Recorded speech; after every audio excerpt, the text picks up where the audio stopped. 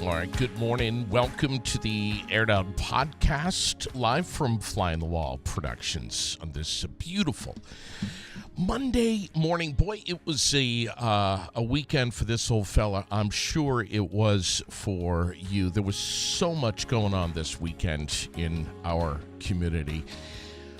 My weekend was full of soccer and flag football and dirt biking with Lily all day Saturday and Sunday. A little sore from that this morning, but whew, what a pace. What a pace. It was just an awesome weekend. Got out to the Capitol Showplace Theater on Saturday night and saw Wild Robot, which I thought was actually a fantastic movie. I really enjoyed it.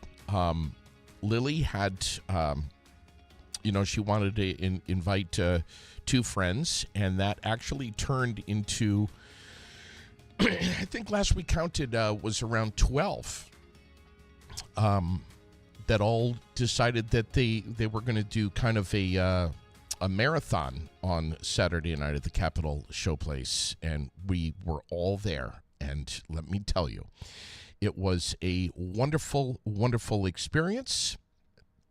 I just hope that the guy that was cleaning up when we left had a very good size broom, because there was a lot of popcorn on the floor. Glad it wasn't at my house, but they expect these things. At any movie theater. I mean, especially when there's a lot of kids there. So anyway, it was a wonderful weekend. I hope yours was good. No matter what you did, maybe you got up to the Den on Saturday. The James Brown benefit that went on Saturday, I'm told, was just nothing short of fantastic. And I don't know what other word to use. With around $7,000 that was raised for James Brown and his family.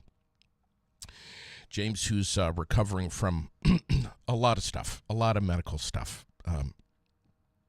And his family, as you know, has been reeling for several years now with numerous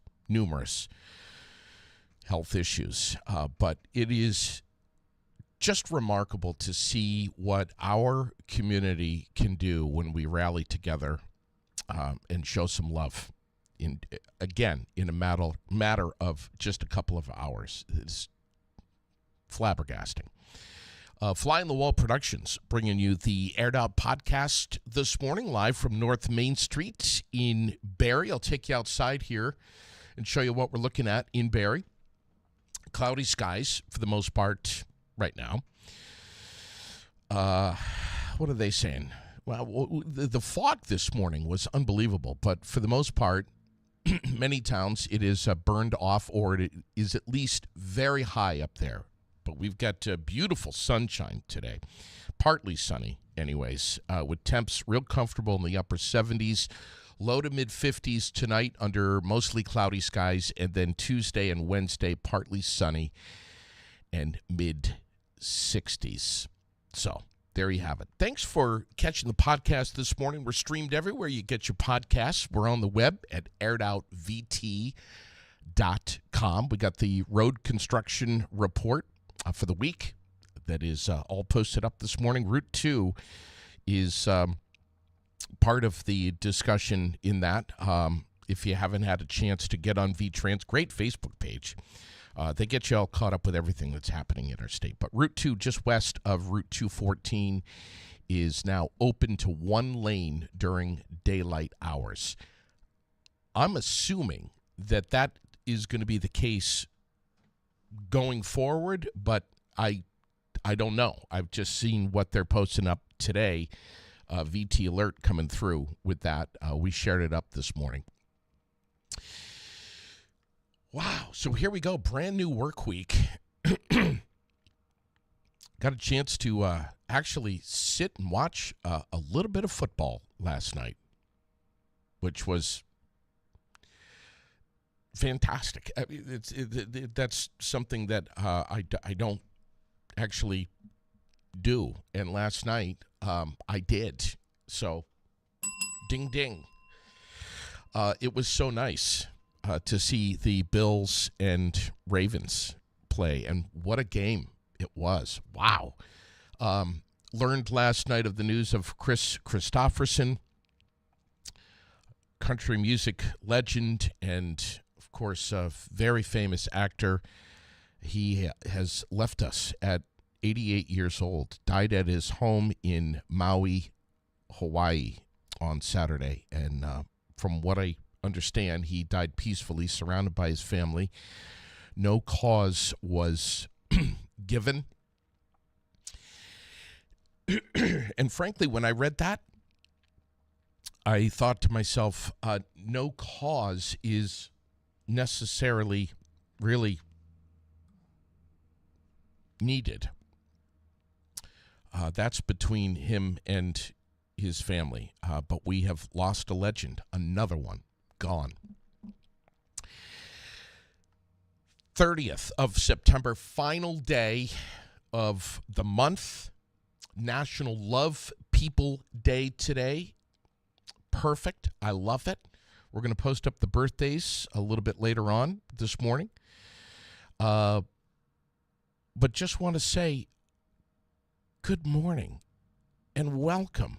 And I hope you're doing fine. I hope you had a great weekend. The foliage, I don't know what happened, but it's like Thursday, Friday, it just started popping.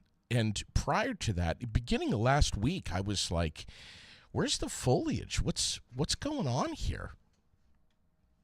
And it just seemed like it really came out yesterday. I took maybe 30 minutes yesterday and branched away from Lily on her dirt bike and just went for a cruise on a backcountry Vermont road, dirt road, and just loved every second of it. The wind, the foliage, the smells, and just putting along on a dirt road for, I don't know, 20 minutes, half an hour. It was just magical. We are going to try to check in with a good friend in North Carolina this morning, a little bit later on. Not sure if we will actually establish connection with him, but man, that whole region, unbelievable from the storm. Vermont regional headlines this morning from WCAX, WPTZ, MyNBC 5, of course, and Digger, and the Times Argus. We have Franklin County prosecutor Diane Wheeler. Her dog, Moose. Moose is on the loose. City of Burlington says that he is vicious. And a Chittenden County Superior Court judge has ordered that he be impounded if not surrendered peacefully. This is This is a rather interesting story. We'll see how this shakes down. Not sure, and we've got it posted up. I'm not sure what the details of who's got a problem with moose, but yeah, they're not happy about it. There's and I'll follow this story too, and we'll give a daily moose update here. There's a new way for Vermont voters to engage in politics as we approach the general election. This is the third election that the state will mail to all registered voters. Mailing a ballot, of course. Secretary of State's office also has a website with info about both statewide and local candidates, and officials say their goal is basically to give voters a little bit of time to research their candidates, which I think is great. It's imperative. We have the story about a woman in Berlin who's due in court in Barrie today, this afternoon, on a charge related to an alleged effort to aid a fugitive. According to a Saturday email from the Berlin Police Department, this from WCAX, Vermont Department of Corrections employees in White River Junction reportedly asked Berlin police on September 18th to help them locate a man who had been released from jail by mistake. How the hell that happens, beyond me. Investigators didn't disclose the man's name, nor did they say if he's back in custody. You'd think that would be a little bit of public information, right? However, they said the man was at the Hilltop Inn in Berlin with Ashley Horton, age 28, who had a room at the inn. Police arrested Horton on Friday, serving as an accessory after the fact, and released her on a citation in court. So she'll be in court this afternoon. Police, of course, the good news, I think it was Friday, state police located the missing man from Craftsbury, Richard Morrison, who was reported missing last Wednesday. A lot of assistance coming in from the public. He was located safe, and he is just fine. Over the weekend, on Saturday, lots of people turned out in Burlington to fight the fight against ALS and raise funds for research. Lawrence Seiler with more. Good morning, buddy. Good morning. How are you doing today? Doing well. What happened? Doing well. Okay, well, in Burlington this weekend, more than 250 people walked along the Burlington waterfront Saturday in hopes for a cure for ALS, which is known as Lou Gehrig's disease. The Burlington Walk for Defeating ALS raised more, and I'm really proud of these folks, $96,000 at Oak Ridge Park, making it an organization's biggest year yet. So $96,000 was a lot of money that they raised. In homage, they also had the ALS Ice Bucket Challenge and raised millions for research. Walkers would douse themselves with water at Lake Champlain. And for those that were diagnosed with ALS, the walk shows support for the local community. And this means a lot for funding treatments, said the ALS Walk Ambassador Nancy Luke. So raising $96,000 is a big situation there. Yeah, that's a lot of money, no question about it. Thanks, Lawrence. We appreciate it. And I also want to mention today is International Podcast Day. Yes, it is. And for those that are interested, there's one particular podcast I am going to mention. La Colifata, which is Spanish for mental disabilities. In Brazil, they have a particular podcast which a mental hospital in Brazil deals with. It's called La Colifata, and you guys can check that out on the web. But thank you, and I'll see you guys tomorrow. More on Able Than On Air Live. Well, we appreciate it, buddy. Lauren Seiler right there. I got to tell you, it is not easy for me to talk about ALS. As many of you know, my mom passed away from ALS, so it is pretty near and dear to me. And on a super personal level, and at some point, I should probably talk about this on the air at some point and get some folks in here from the ALS Foundation to dive a little deeper into that. I think I will. I'll reach out to him today and see if I can get him in here to recap the walk this weekend and give some more information about ALS and maybe even share my story with you. Yes, International Podcast Day today. And if you were one of the many who posted up a recipe over the weekend, last I counted, we were 40-something, 43, I think, recipes. It may be even more than that as of early this morning. But a lot of recipes were posted over the weekend, and many of them got my attention. And frankly, and I said to Sherilyn last night, I'm like, I feel like I want to print these things out. And I might do that. I might just print them out and kind of make them a feature recipe going forward, because some of them are so good and so creative. And you know what I loved about much of what I read is that people are just winging it with these recipes. I love the crock pot stuff, of course, this time of year, but people are just like, they're just, again, creative and just putting recipes together and creating these concoctions, which are just amazing. Never saw one for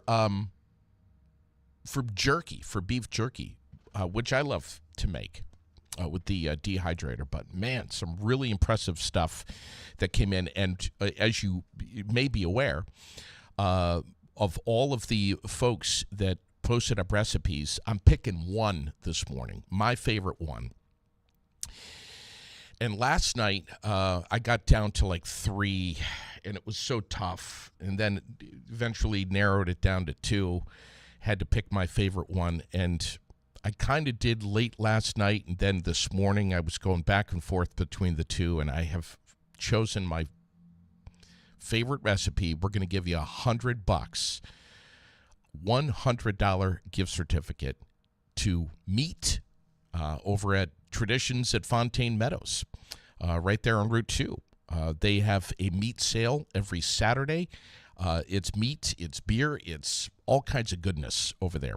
And Sharon got in touch with me and said that Saturday was crazy. So all different kinds of cuts of meat, and just keep watching the page here. We're going to give you updates on that, but we're going to give somebody a $100 gift certificate this morning to get over there and enjoy some meat, stock up the freezer a little bit. And I can't wait to do that. That's coming up this morning. Hurricane Helene has left a trail of devastation since making landfall last week, killing, last I heard, the death toll was 116 people and climbing across Florida, Georgia, North Carolina, South Carolina, Tennessee, Virginia. Dozens of people remain unaccounted for. More than 4 million people have experienced power outages. The devastation is absolutely amazing. The floods, the mudslides, I'm not sure if you have seen the pictures. They are grim to see what has happened. In Tennessee, they had a bridge that collapsed and a dam that narrowly avoided failure. That post was coming up during one of the during the flag football game that I was at, which was just reading this stuff is amazing. North Carolina, entire towns and cities have been cut off. Pardon me. Asheville, population of 94,000, has been isolated for days, requiring emergency supplies to be airlifted in. Again, we're going to try to check in with a friend of mine in a little bit this morning in North Carolina. And I'm not sure if we're going to get him, but we're going to try to. Everything has just been destroyed in parts of that part of the United States. And not all of North and South Carolina have been as gravely impacted, but you get up into the hills, my God, I just can't believe what I've seen. Atlanta alone, the highest, heaviest amount of rainfall in a 48-hour period in history. Dozens of people have been rescued by helicopter. Again, the death toll, 116. I was starting to really get, I don't know, alarmed when I saw that the death toll was in the 30s, and we have surpassed that. It's not a great story to wake up to this morning, I know. And it's so close to home here in Vermont. We have friends and family in the Carolinas, in Florida, and other parts of Florida essentially spared. It was, I don't know, big storm, but certain areas really didn't get it anywhere near as badly as others. Drug smugglers in California, did you hear about this? Ran out of gas in their airplane, which was packed full of cocaine, and had to land on the interstate at 2 o'clock in the morning. Wasn't there, it made me think of that Tom Cruise movie, American Made. I don't know if you've seen that movie, based on a true story, but it is amazing, and it made me think of that movie. $70,000 street value in cocaine. Always best to top off the tank before you head out, or just plan accordingly so that when you are going to be getting low on fuel, when you're flying your airplane packed with coke, just to make sure that you got a plan to put the plane down and refuel up in a good area. Government facilitated talks between Boeing and union workers collapse. This is the headline. No dates scheduled for further discussions. Total U.S. gross domestic product estimated to have dropped by $1 billion since the walkout of 33,000 production workers, which all started the beginning of September. Amazing. Tim Walz, J.D. Vance, might have the chance to reshape the political landscape tomorrow in their first and only debate 5 weeks before Election Day. This is going to be the last debate of the 2024 election. Debate's going to be hosted by CBS, and it will begin at 9 p.m. And I wonder how many of you out there are going to be tuned in and watching. And I think I posted that up as the Facebook question of the day last week. And there were folks that were like, absolutely, and folks that were like, no way, Jose, got better things to do, like washing my hair, and other creative comments like that. But anyway, World headlines this morning. Israeli airstrikes hit an intersection in the Lebanese capital of Beirut. The first time that the strikes have landed within city limits since October 7th, people. This is horrific. The attack comes days after Israel assassinated the Hezbollah leader, Hassan Nasrallah. Big world stories this morning. And that's pretty much the biggest. The other one, SpaceX launching a mission that they say, will eventually return a pair of astronauts stranded on the International Space Station following a malfunction of their Boeing vehicle. The return trip is slated for, are you ready for this?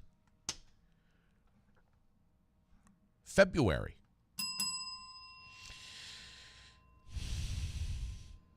And I know I'm sure there's plenty of you out there. And I got one friend who was like, "Do you really believe that there's astronauts that have been stranded on the International Space Station this whole time, JD?" Of course there isn't. This is a fake story. China's astronauts going to be trying to land on the moon in the year 2030. That's not too far off from right now. 2030. And they're now showing their advanced spacesuits. So there we have it. World news this morning. Let's talk sports. Sunday night football. What a bunch of games. 30-13 loss for the Pats to the 49ers. Many Patriots fans this morning shaking their head. Not having a great season so far. Ravens take the Bills 35-10.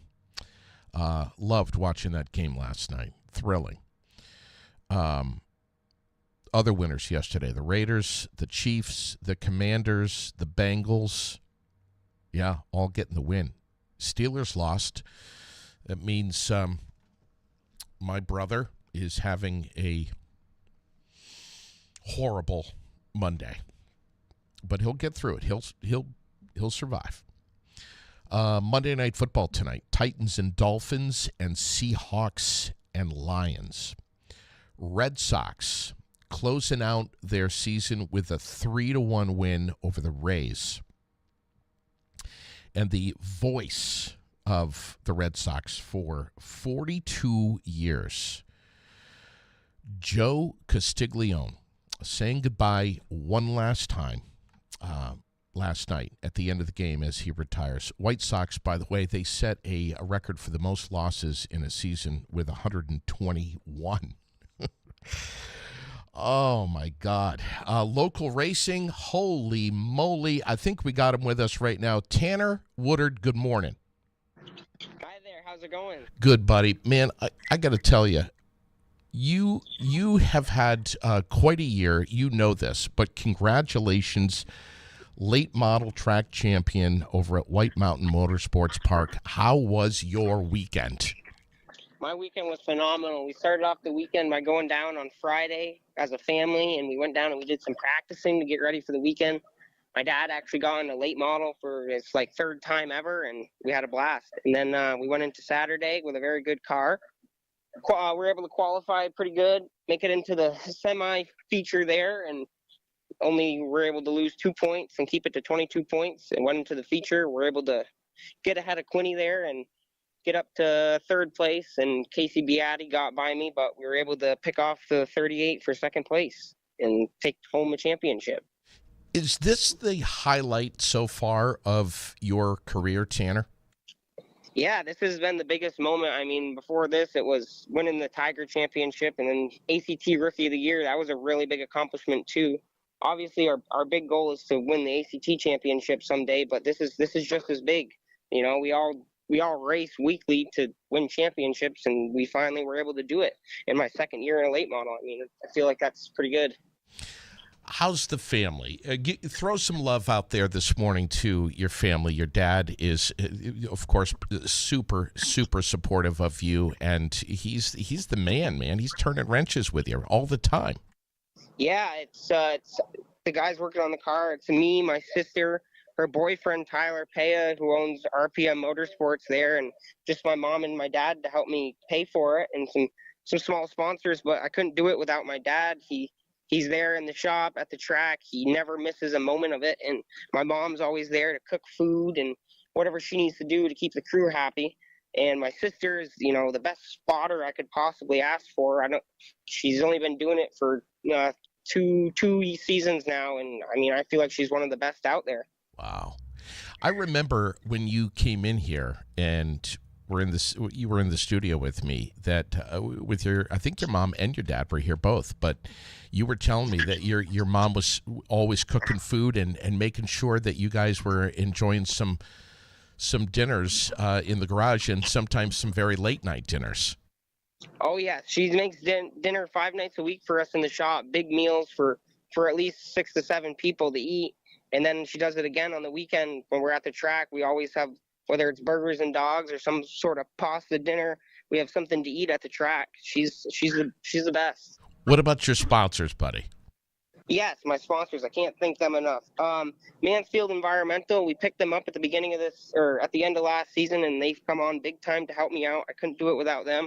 JNS Sales and Service, also JNS Rentals. Go and get yourself a tractor or a excavator or whatever you need for equipment rentals. Pep and Granite, the Farmyard Store, All Metals Recycling, Walls Ford, the Legion POW, and Richie Covedo Excavating. Couldn't do it without all them.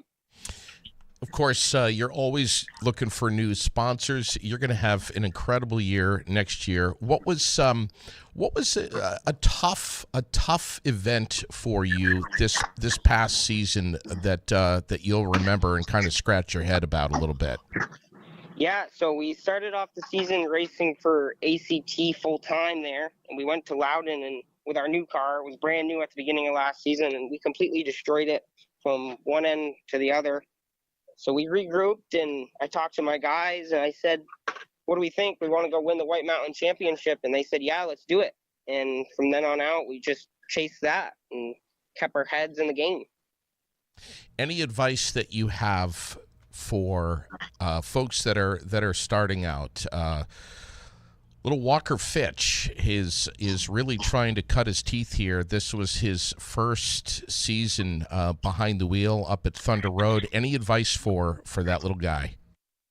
The advice I could give him is to just never give up, no matter what happens. He was in a big wreck there at the beginning of the season, and no matter what everyone says or what happens or whatever happened, you got to stay positive and do the best you can every time you're out there and leave everything you got on the track. My man, I hope you get back in here really soon and share a microphone with me. I just had to get you on this morning.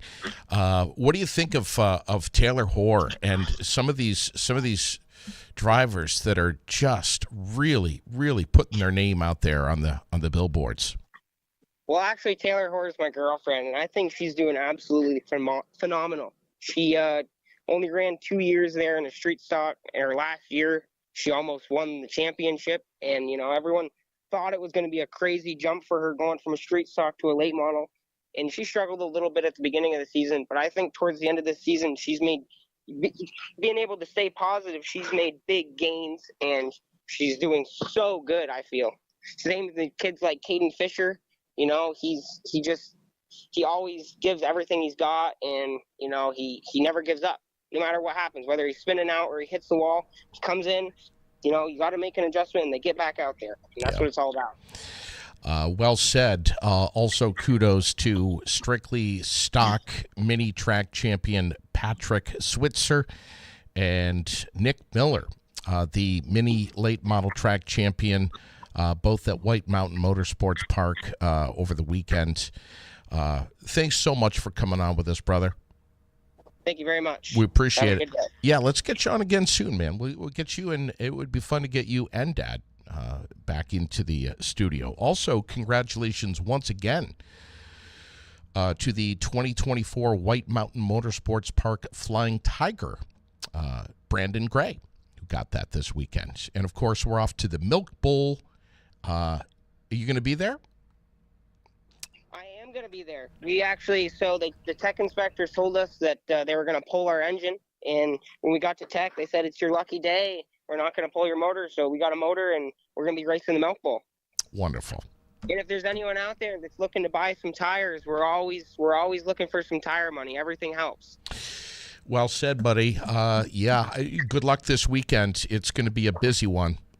Yes, it is. Thank you. All right, brother. Yeah, and we are watching the weather forecast for this weekend very carefully. We're going to give you updates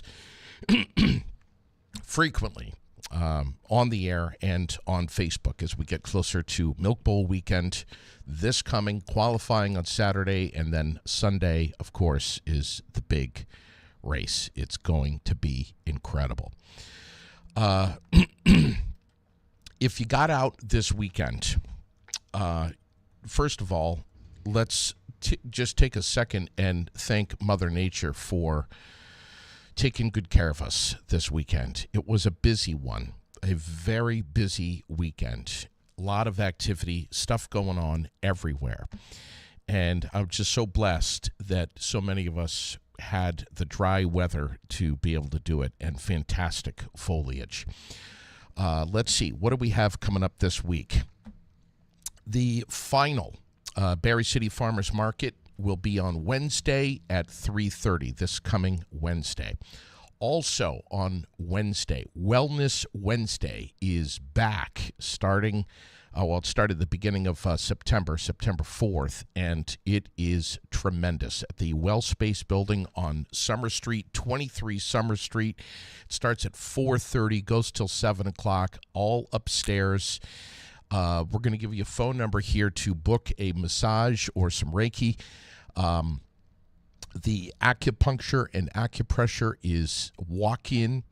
And again, as always, everything is completely free and available to everyone. God bless Washington County Mental Health for doing this.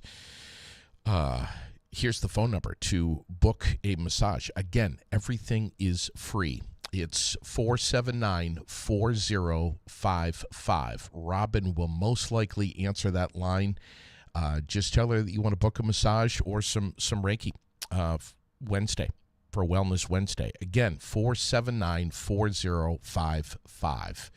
If you've never been to Wellness Wednesday, you really ought to think about putting that in your calendar and getting over to 23 Summer Street this week and experiencing this for the first time. The fact that it's free is amazing. You get to meet with some of these practitioners and learn about what it is that they do, from sound healing, acupuncture, ear acupuncture. The list goes on and on. And speaking of acupuncture, Balin is going to be with us at some point here very, very soon. I think, if I'm not mistaken, next week. So, and I'll be promoting the crap out of that because I've been wanting to get Balin on the air for a long time. He's one of the acupuncturists that's over there at Summer Street, providing services and knowledge about acupuncture. I went in there. It was a while ago. It was a long time ago. Wicked headache. And he's like, oh, I'll take care of that for you right now. And put some of the ear pins or whatever they're called in the ear. 10 minutes. Headache was gone. Had a nice cup of tea. Went home feeling nice and relaxed and happy. So, yes, keep watching the page, too. We'll be promoting that very heavily. The Wellness Wednesday from Washington County Mental Health.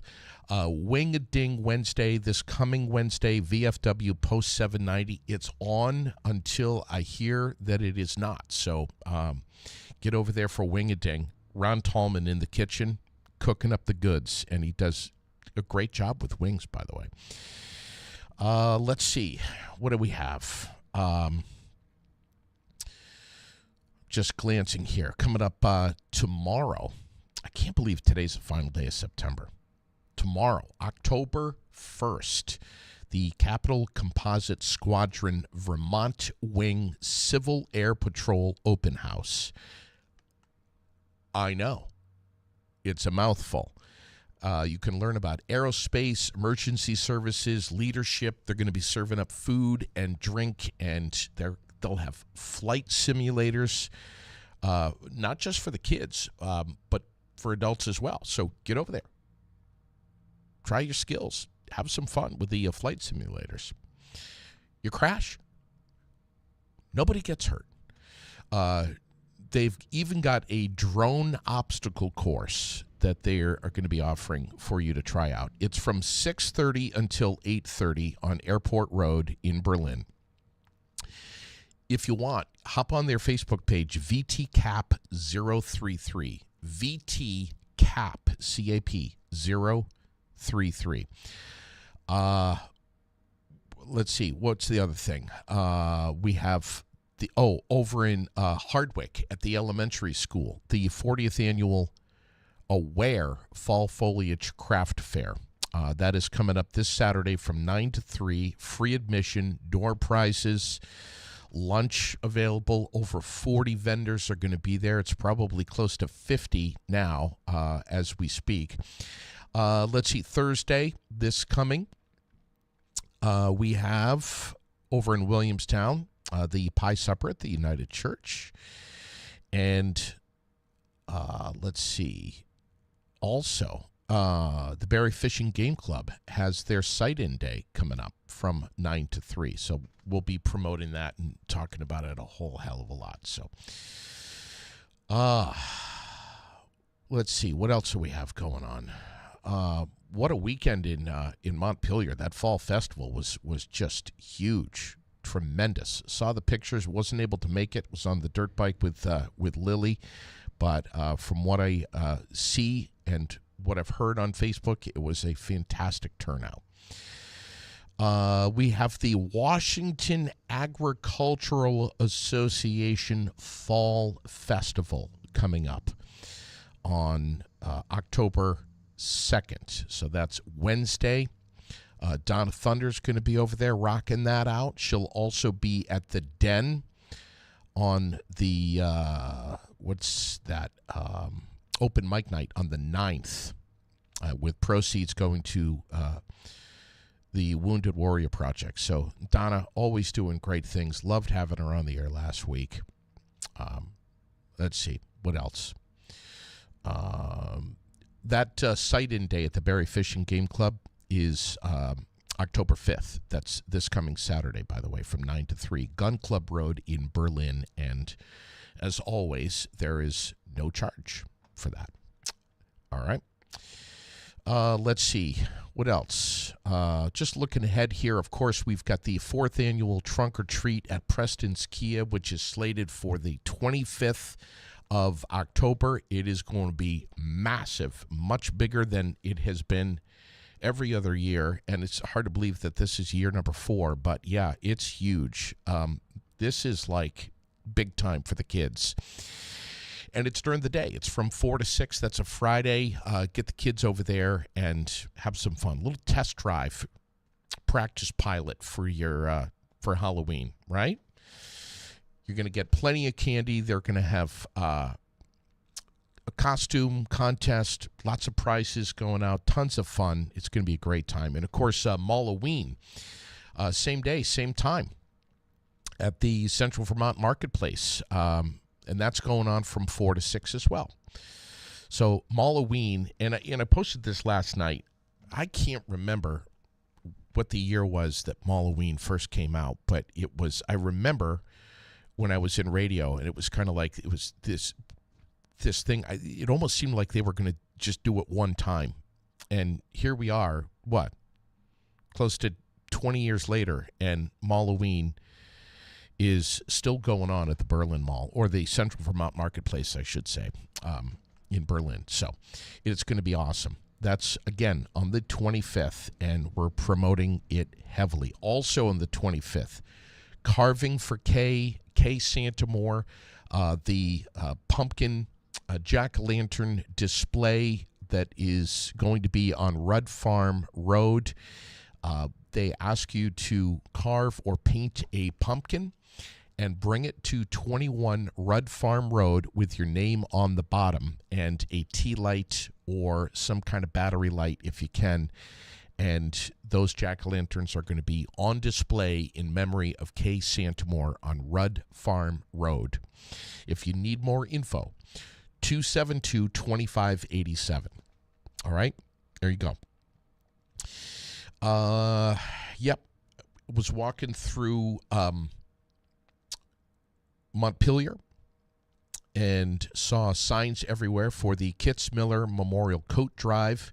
The distribution is going to be the last Saturday in October, the 26th, at two locations, Community National Bank in Barrie from 9 to 2, and Montpelier City Hall from, or 9 to 12, I should say, for Community National Bank, and from 9 to 2 at Montpelier City Hall. So that is one of the biggest events going on in our state, and it's been going on for a long, long time. Let's see if we can reach North Carolina this morning. My good buddy Chris, who is down there, and with many, many others, praying and trying to do all they can for the people in North Carolina. Trying to reach him this morning, but not sure if we're actually going to be able to get him. But our prayers are with those people so much down there. They are dealing with unspeakable hardship. And we'll see if we can sneak them on this morning. Want to thank you for watching, listening, liking, following the page. As you know, today is International Podcast Day. Podcasts all over, frankly, all over the world. There are some amazing podcasts, and I've got probably 3 or 4 that I try to catch every day, and podcasting has really reshaped media in so many different ways, bringing new information, non-terrestrial information to so many viewers and listeners. Most podcasts just audio, but there are some great ones. There are some great ones out there, and I hope you enjoyed this one, but do explore, find others, and lock in to the world of podcasting if you haven't already. There's some great stuff out there, a lot of niche podcasts. One of my most favorites is Soft White Underbelly. There's just so many. There's so many out there. So check it out. Learn something new. I think of when cameras were put in the radio station for Don Imus. And I don't know when that was. I want to guess 80s, late 80s, early 90s, maybe, when Don Imus had cameras in the studio, and I think it was streamed on like C-SPAN or CNN or something like that. I can't remember, but it was the first kind of opportunity for folks to see radio. And then soon after that, the likes of Rush Limbaugh did the same thing, and of course Howard Stern, just pioneers with kind of creating the visual broadcast of something that we've only used our ears for so long. And, of course, Joe Rogan taking it non-terrestrial and just exploding in popularity, interviewing so many different guests. There is an incredible amount of freedom that goes along with podcasting. Being able to say what you think, how you feel, is so liberating. Chris Autry with us. Good morning, buddy. Hey, buddy. How are you? Well, we're just wondering how you are. You know, your text this morning, you're down there in North Carolina. Your text really got my attention. What can you tell us, buddy? Well, so I'm in southeastern North Carolina. So let me start here because it's easier. We're fine. As hurricanes come and thunderstorms go, we get tornadoes, and we had Friday morning. We had tornadoes all around us, but we personally did not get hit. Usually tornadoes, they spin in the air, and it's not so bad. When they touch down, when it's really bad. We had a couple places near us that touched down, one about an hour and a half up 95 from us, and then another one about 12 miles east of us. So we overall on the eastern side of the state, we're fine. The western part of the state is devastated. You guys know, just like everybody else does who's been through stuff like this, how damaging flooding comes. But in the western part of the state, there's no rebuild. Everything like things are destroyed. If you're familiar with Chimney Rock, Lake Lure, Chimney Rock is destroyed. There's nothing left. What buildings are there are not able to be inhabitable and used. There's no cell phone signals. There's no electricity. There's no Wi-Fi. There's no internet. There's no. FEMA can't even get in there. FEMA can't get in. We've got disaster relief units set up in.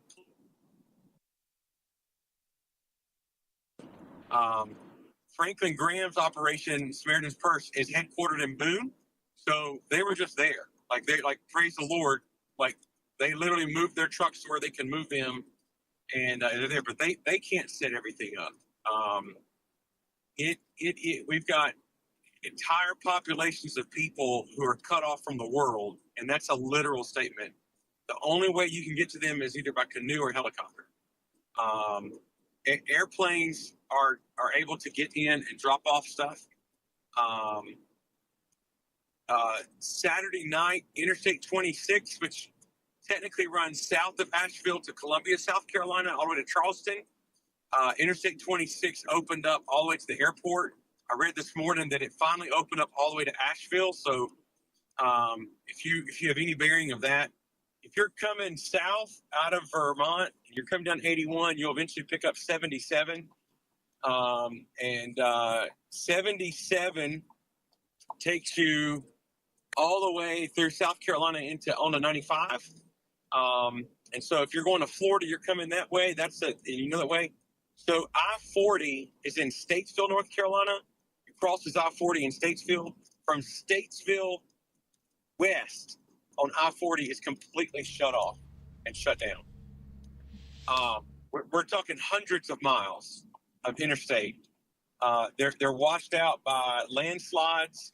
They're washed out by flooding. Part of the road on I-40 is completely washed into the river once you get to the Tennessee border. Every road, literally the governor said on Friday and Saturday, every road in the mountains are closed. They're inoperable. It is food and supplies are running out. It's so bad, JD, that usually with disaster relief, like North Carolina disaster relief, we mount up and go. We can't do that. The assessment is so difficult. They're JD, they're finding bodies beneath the mud. They're finding bodies in covered cars. Like they will, like you guys know, when I was in Vermont, we found a motorcycle beneath the mud a few months after the flood, after the first one, you know. They're finding cars and trucks underneath the mud and people in it. And they're having to choose who to save and who not to save. It's bad. Montreat College in Black Mountain is gone. Gone.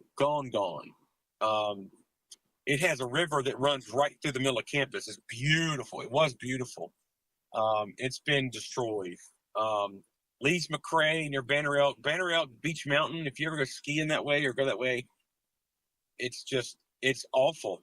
I mean, they're just not there anymore. It's really bad. It's really, really bad.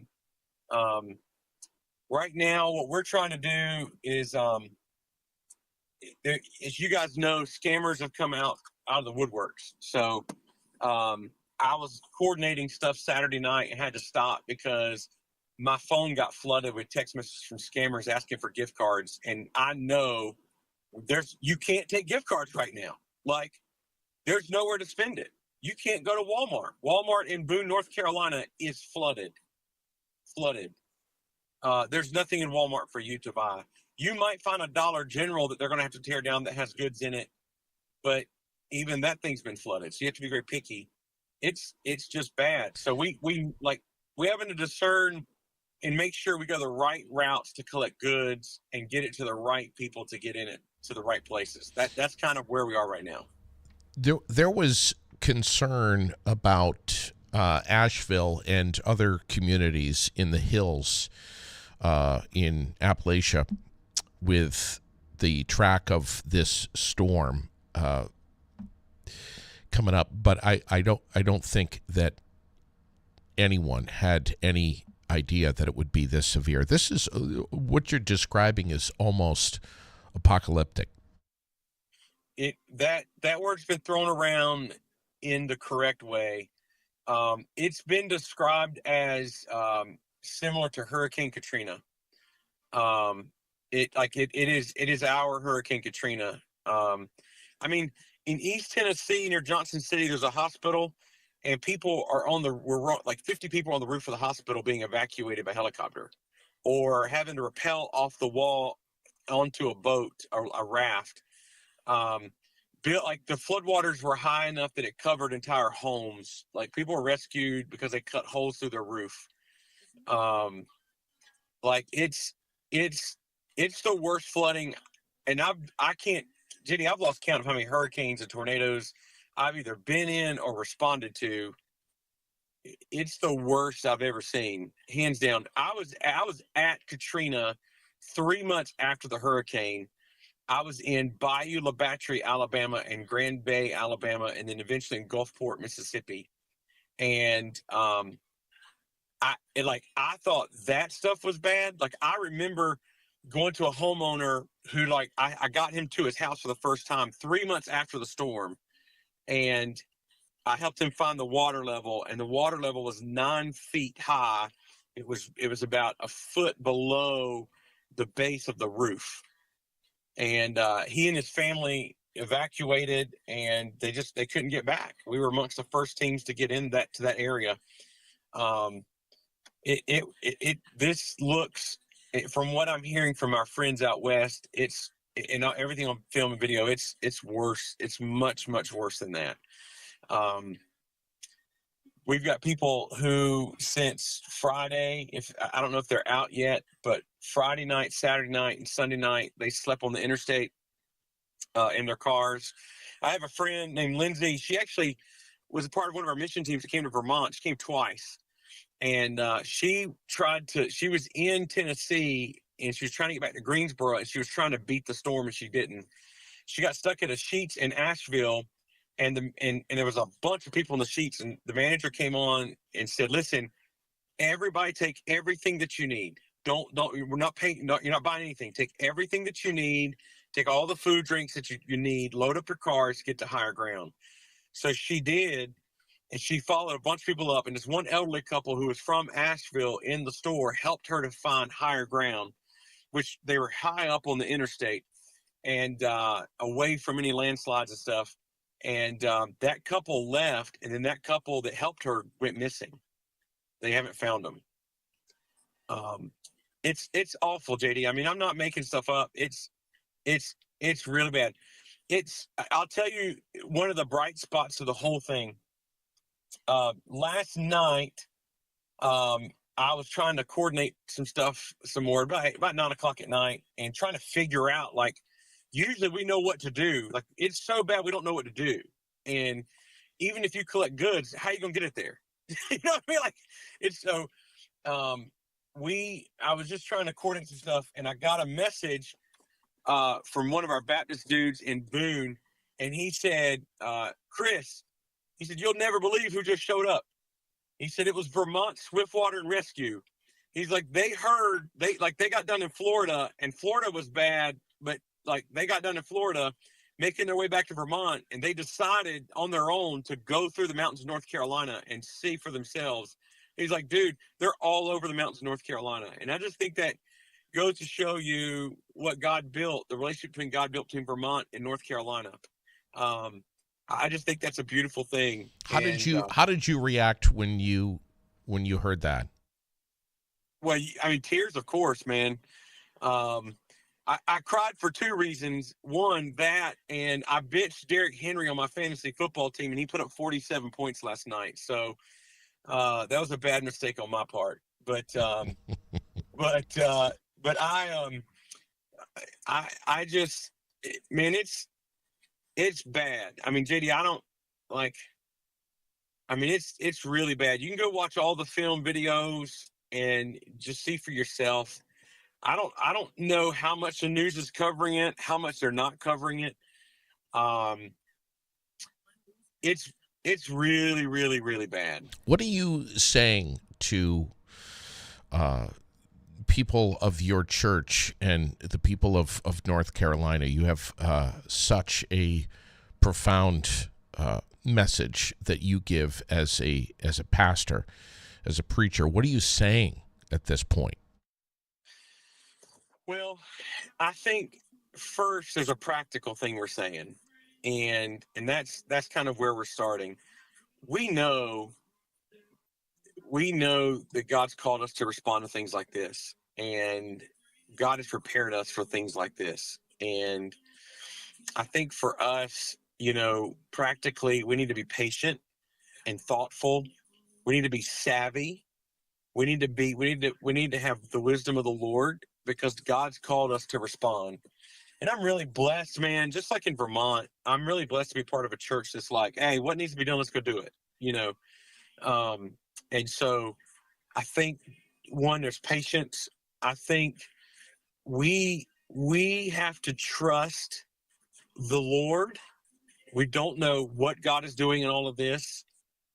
I mean, yes, we know God works all things for our good and his glory, but and I think we proclaim that, but we also proclaim that with a heart of mercy. Our job is to show the Lord's mercy. Our job is to show the Lord's compassion. Our job is to declare the love of the Lord Jesus Christ. And so I think first there's a practical response, and then there's a compassionate response. And I think that's where we stand. That's how we operate. That's how we think. I don't think, I think sometimes theologians, no matter where they fall on things, I think theologians try to complicate things and over-explain things, and this is not the time for that. I think this is the time for us to respond as Jesus responds. And so I think that's kind of where we are. It's kind of where we are. Listen, I want to touch base with you again in another day or so, if it's possible. I'll be in touch with you and try to get some more information from you, Chris. But in the meantime, our prayers are with you and the people of not only North Carolina, but so many states down there. We're talking about 60 million plus people that have been affected by this horrible storm. Yeah. Yeah, and that's the weird thing about it, man. I got family in South Carolina with trees on their houses, and we haven't called them. I mean, it's so bad that we forget Georgia sustained damage, South Carolina, Florida, all those states sustained damage. And that sounds really cold, but like we're just telling you like the full extent. I'd love to carry on this conversation some more, and as I know more, I'm gonna give you updates. I'm actually heading in my office right now to kind of figure stuff out. All right. But hey, side note, you can't hear in the background, but I got Ben Fuller, Vermont native, on the radio right now, and he's coming live in concert at my church in a few weeks. Oh my gosh, that's going to be amazing. Is that music trying to lift your spirits a little bit because of the fact that the Steelers lost last night? Listen, why did you go there, man? Listen, you don't have to be all media all the time and throw me hard questions, JD. It's just a question. It's just a question. We love you, buddy. We love you, man. Hey, I love you too, man. Hug your family. You got it. We'll talk to you soon. Chris Autry right there with us live from North Carolina this morning. I got to say, man, these recipes that I have been reading through over the weekend have, as I was saying earlier, really grabbed my attention. I'm going to be compiling some of my favorites together and featuring them in some capacity here on Aired Out so that we make sure that everyone has had a chance to read and see these recipes, which are amazing. Absolutely loved every single one of them, and I thank you so much for spending some time and sharing that recipe over the weekend.